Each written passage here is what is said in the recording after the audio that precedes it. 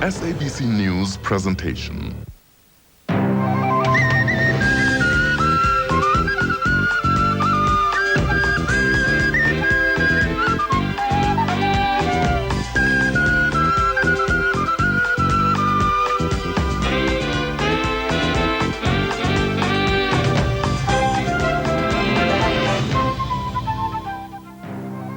In our special pre-election program tonight, local government versus traditional leaders. The position of traditional leaders still stands. The one which says we are going to find it very difficult to participate in the municipal activities. Traditional leadership governance comes to the Northern Cape.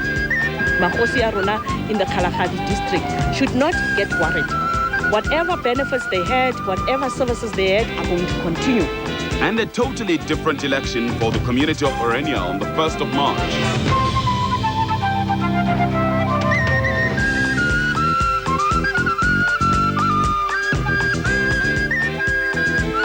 Well, it's Tuesday night. It's Valentine's night. I hope you had a wonderful day. Welcome to this evening's program. My name's Leanne Manus. The big question tonight, has the role of traditional leader become redundant, or are they a key ingredient to local development? That's a very interesting one. Well, thank you very much for joining us here this evening. My name is Orania. Well, the Traditional Leadership and Government Act, that's of 2005, indicates that there is an essential role for participation. But is there enough participation between the traditional leaders and their local communities? And how does their participation promote development and delivery? And as you can see at the bottom of the screen, SMS messages are streaming in with messages from viewers on various election topics. We'd love to hear from you right now on any election-related issue. All you have to do to send an SMS, use this number, 33588. SMSs are charged at R1.50 per message.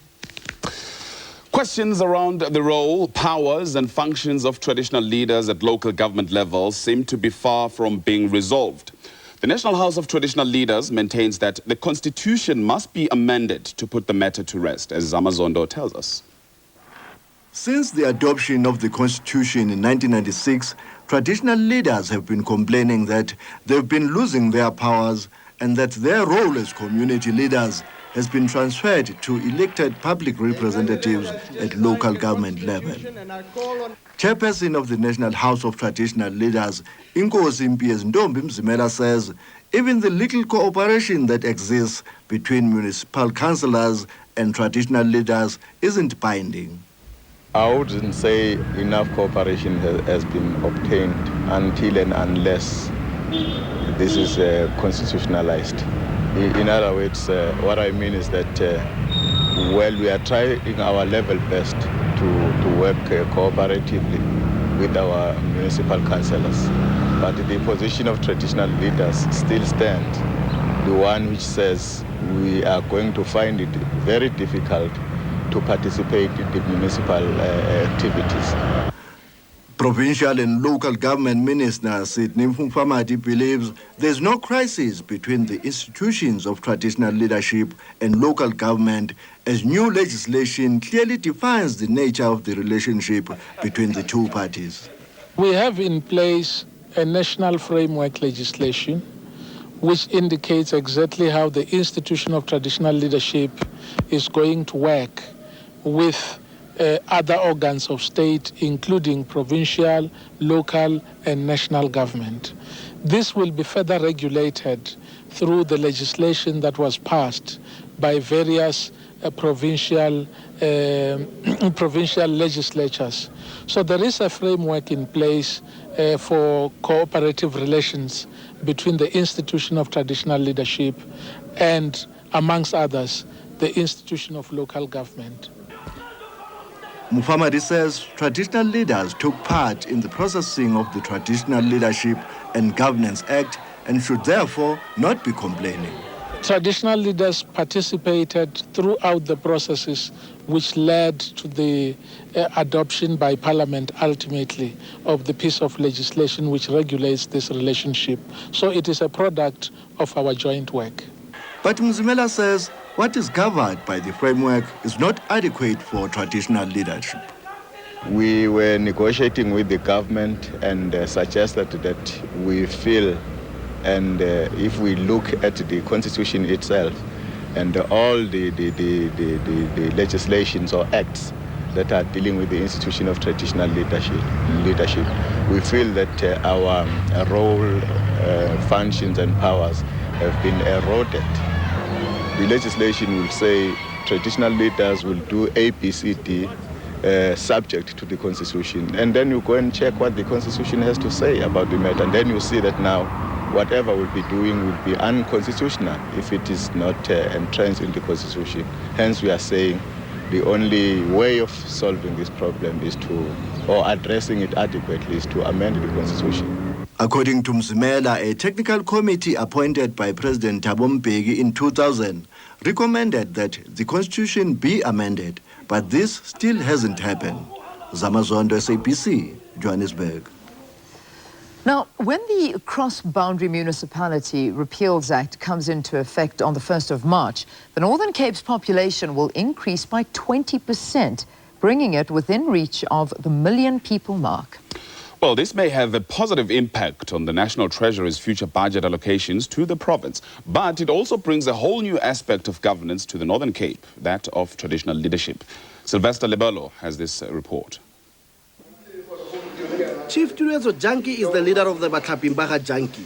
His clan lives in 8 villages dotted around Motibistad near Kuruman, and Janki has been chief since 1973, when the area formed part of the apartheid homeland of Buputatswana. After 1994, it was administered by a cross-border municipality in the Northwest Province. But the Northern Cape has always been their ancestral home, says Chief Janki. And after decades of poor service delivery, the Batlaping are looking forward to being back where they belong. From 1995, Khosi Toto, the 9th Khosi in Pudumane, he was representing us in the House of Chiefs in Northwest. And we were really unhappy about that. Because why? We can't send one Khosi to represent us. We are Batharu and Bathapi in Goodman. And really, Bathapi was not happy about that thing. Really, they were not happy about that. They were asking the government, why are you doing such a thing? Can't you take all of chiefs to go and represent us all in Kuruma? Because we were only 9 chiefs, or just half of us. Yeah. So you were not treated fairly in the Northwest Province? No. We're not treated, really, that is true. So how is that going to change in the Northern Cape? All of us, we are going to be in the House of Chiefs in Northern Cape. All of us, none of us. So you're very happy to be moving to the Northern Cape? I'm very, very happy about that. But the Northern Cape Premier has called for patience. While the Batlaping now fall within the provincial borders, their actual incorporation may take a while. Negotiations on the transfer of services is the first priority. Just like with the transfer of the other package of services, those who have been working in the Northwest House of Traditional Leadership with the Northwest structures, they are going to continue up until the stage where the 2 premiers have met and with the leadership of the traditional leaders and be able to say, with effect from this date, this traditional leadership structure would now be under the Northern Cape. But for now, the traditional leadership people or the leadership Mahosi Arona in the Kalahari district should not get worried. Whatever benefits they had, whatever services they had are going to continue. They would be seamless there is nothing that is going to get interrupted. What we're going to do also is to make sure that those who have been recognized in terms of the law in the Northwest are just carried over like that. The Northern Cape will also have to come up with a mechanism to incorporate traditional leaders into local government, as their exact role is still unclear. I can't give you a definite answer right now because we have a meeting, the last meeting of the joint excos of Northern Cape and Northwest, where we're going to be now saying, with effect from the 1st, this is what is happening. Because the two MECs have been engaging, they've worked out the audits, including everything, including into it, we have somebody whose sole role is to liaise with Northwest on the issue of traditional leadership. So I can't say to you right now, because I would be jumping the gun. And it would be unfair on Premier Mulewa that I say something that we are conceptualizing, we have not finalized together in a meeting with the House of Traditional Leaders. The incorporation of traditional leaders such as Chief Junkie may open the door for the recognition of minority groups such as the Sen. We're also going to work together with the Eastern Cape and the Western Cape and ourselves on a package that we can look into together with our national counterparts through the Minister Mofumaj on the issue of the Sen community and other minority traditional leadership structures and all those type of things. The Congress of Traditional Leadership of South Africa says although minority groups do not have a lot of representation in the organization, as they are not members, they should have a role in government. There's now going to be the local houses of traditional leaders that are to be established in terms of the Traditional Leadership and Governance Framework Act.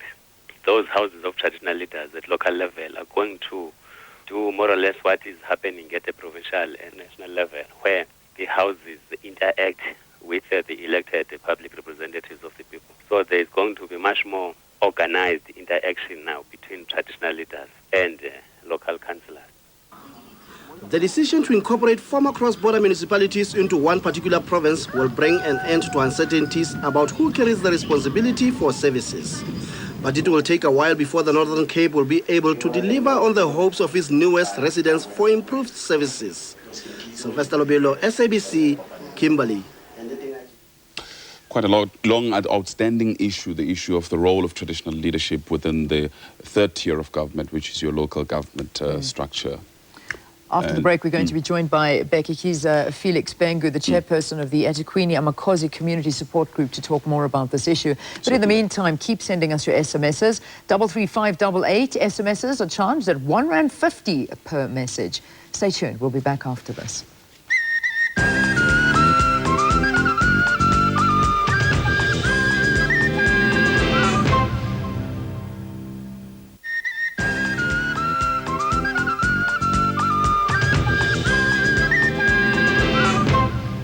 Welcome back. You're watching our special pre-election program 2006. Time now for our viewers' opinions in 60 seconds. Tonight, we talk about traditional leadership.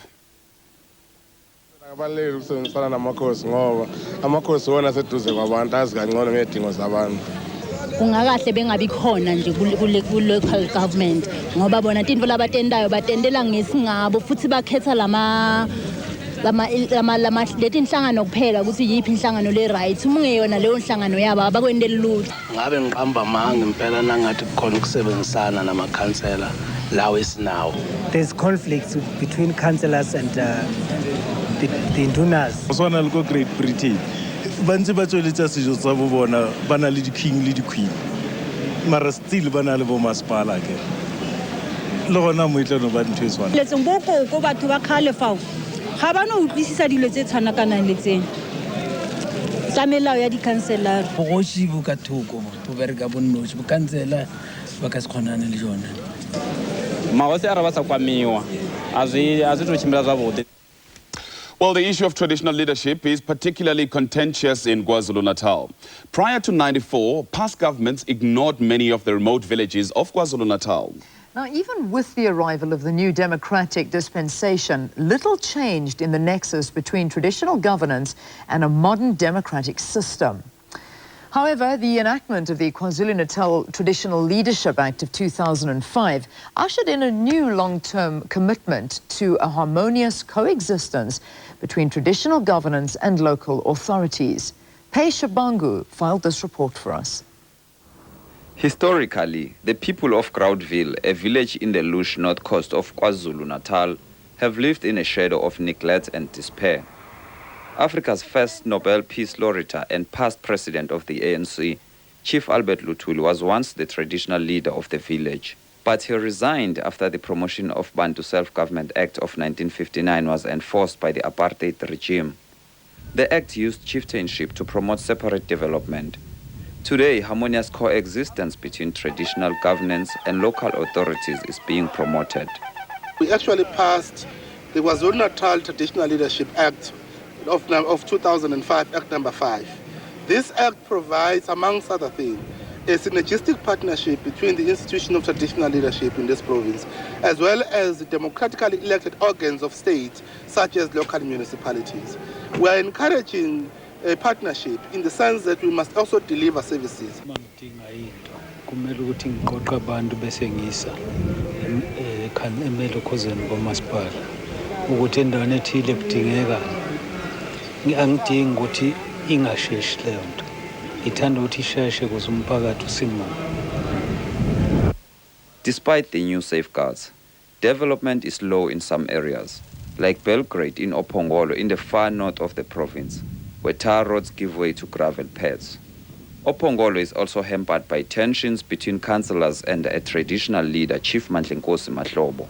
We want to ensure that we focus on issues of development.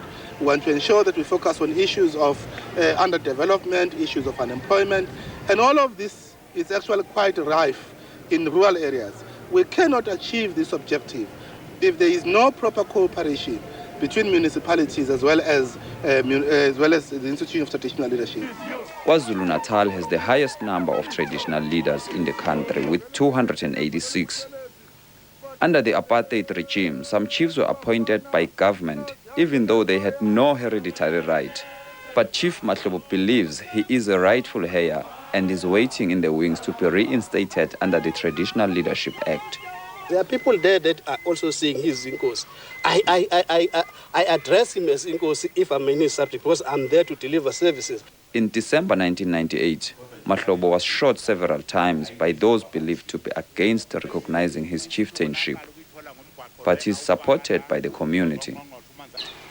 Inkosi engiyaziyo ubaba uMahlobo owasikhipha einkingeni sihlukumezeka lapha kuthiwa sikhipha ama800 uma singawakhiphi izindlu zethu asifaka amasondo ingane zethu zayidutshulwa lapha kuthiwa ziyogada impi zingalali ubaba uMahlobo ngobukhosi bakhe wayibuyisa ingane wathi ayisiwa amasotsha walanda amasotsha zase zilala ekhaya ingane zethu sakuqala ukuthola ukuphumula. Now that the role of traditional leaders like Chief Mahlobo have been clearly defined, it opens a window of opportunity for municipalities and traditional councils to work together in servicing the people. Pesha Bangu, SAPC, Opongolo. Well, joining us now from our Durban studios to discuss the issue of traditional leadership versus municipality is the chairperson of the eThekwini Amakhosi Community Support Group, Mr. Bekisisa Felix Pengu. A very good evening to you, Baba, and thank you very much for joining us on the program. Clearly, a lot being said about the cooperation that exists between Amakhosi and, of course, municipalities. What sort of cooperation, from your point of view, exists between the two? Babu Xolani, angisho nje ukuthi lento yamakhosi it is giving us problems because when we deal with it, maybe if you take it in a national level, it's a problem. And if you take in the provincial level, as we have said, in KwaZulu-Natal, there are 286 Amakhosi here. Now, our point of entry as Amakhosi eThekwini, we have decided to take it locally. We ask ourselves, because they are talking about us, at a provincial level and a national level, things are happening. They are not waiting for us. Now, what can we do then as Amakhosi of eThekwini? That is where we have started in 2001 to organize ourselves and say, let us work collectively now. Let us organize ourselves. And then that's where we have started. Now, we were looking at the issues involving the local government. So with us, Amakosi aseThekwini working with the municipality. Then we were able to work, and then we say, no, we have got a problem here, we have got a problem here. Let me tell you, Colin, what we have done here is to establish, is to differentiate between a council, umasipala, and a council as individual. Because we seem to criticize the municipality, and yet maybe we are supposed to criticize the individual, who is the councillor. Okay, but just give us an idea, on a day-to-day basis, if you wake up in the morning, you go to the office, what do you do when you get to your office? Kolani, there are many things. Let me talk about development, because we are talking about local government and traditional leaders. I think that the development, the people of that particular area must say, we need 1, 2, 3. Yeah. And Inkosi must go or contact the local councillor and say, Mr. So-and-so, in this area, we need 1, 2, 3. And then, because they are these two people are leaders, the Inkosi must take the demands or the needs of the community down there, and then they will have to liaise or talk with the local council. So in other words, you work in between the people and the councillors, but to whom are you accountable? Are you accountable to the council or accountable to the people? To the people. To the people. I think I'm accountable to the people. And just quickly, there are areas of shared responsibilities then between yourselves and the councillors. How does that affect your performance? There are areas of shared responsibility between yourselves and the councils. How does that affect your performance? Do we see a lot of conflict between yourselves and the councils, for example? Kolan, I think if we generalize that, we will have a problem. I think maybe if we can be specific, Kolan is up to Inkosi. Inkosi must know his roles. And the councillor must know his role. And I think we need to understand what the local government is and what Inkosi is, you see. If we understand that, I don't think there will be a problem, because I just phone the councillor, and the councillor is easy to phone me. Because if we fight, the people, because the councillor will say, okay, I have a problem with Inkosi, and then that upgrading of the road or the community hall or whatever, then I will say, no. Why? Because we are trying now to fight with the councillor. If we deal with development, it mustn't be for myself. It mustn't be for the council, for the individual as council. It must be for the benefit of the people. Bab Bengu, I've got to thank you very much. Bengu is the chairperson of the eThekwini Amakosi Community Support Group, Mr. Bekasisa Felix Bengu. Thank you very much for joining us here on the show. Thank you. Thanks indeed. Very interesting discussion. You've got to have comments on that. If not on that issue, on anything else that relates to the elections that are coming up on the 1st of March. The number that you must send those messages to is 33588. Messages are sent at R1.50 per SMS. Stay tuned. We'll be back straight after this break.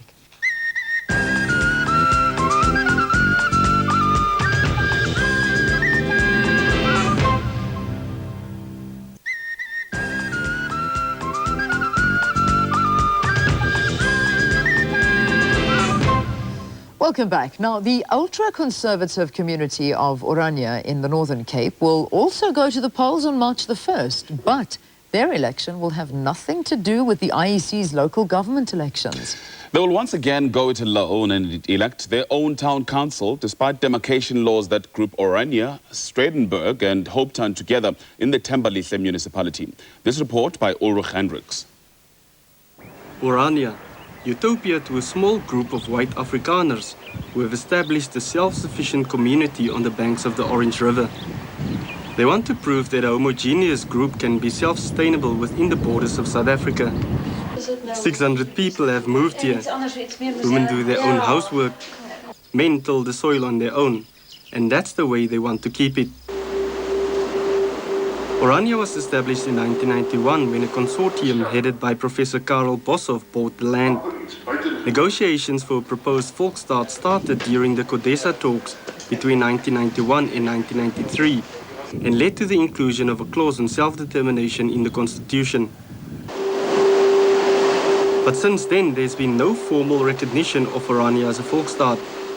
And when the new municipal borders were drawn up, it seemed all was lost, because Orania was to become part of the Thembalihle municipality. But the town won a reprieve in 2000 when the Kimberley High Court ordered that they may rule themselves. pending Volksstaat negotiations with government. There have been no formal negotiations, but with the court order still in place, Orania residents will once again elect their own town council. One of the main tasks of the new council will be to pursue recognition of Orania as a Volksstaat. Ons strategie vir die verkiesing sal wees om weer eens 'n gemeenskapsgebaseerde liggaam daar te stel. 'n Raad wat die gemeenskap se belange verder voer in spesifiek in verhouding met die minister van plaaslike en provinsiale regering om die proses wat half afgeloop is met betrekking tot Orania se status, se munisipale status verder te voer. Orania streef sy eie munisipaliteit na. Ons geniet 'n gedeeltelike erkenning wat dit dan betref en ons wil graag daai erkenning volledig maak. While the struggle for recognition continues, life must go on, and so too must service delivery. Despite the small tax base for service revenues, residents say they have far better services than surrounding towns because their money is spent locally. Ek is baie gelukkig met dienslewering in Orania. Dit word baie effektief bestuur en gedoen. As mense 'n probleem het, word dit omtrent onmiddellik aandag aan geskenk. Ek het navraag gehad en versoek dat hulle 'n probleem aanspreek en hulle het dit dadelik gedoen en ook baie vinnig. The town is slowly developing, hoping for recognition and a chance to prove that self-determination can work. Ulrich Hendricks, SABC, Orania. Once again, let's quickly thank you for choosing our show this evening. Yeah, thank you very much. We're back with you again tomorrow between 6 and 6:30 for your special pre-election program 2006. Enjoy the rest of your evening, everybody. Good night. Bye-bye.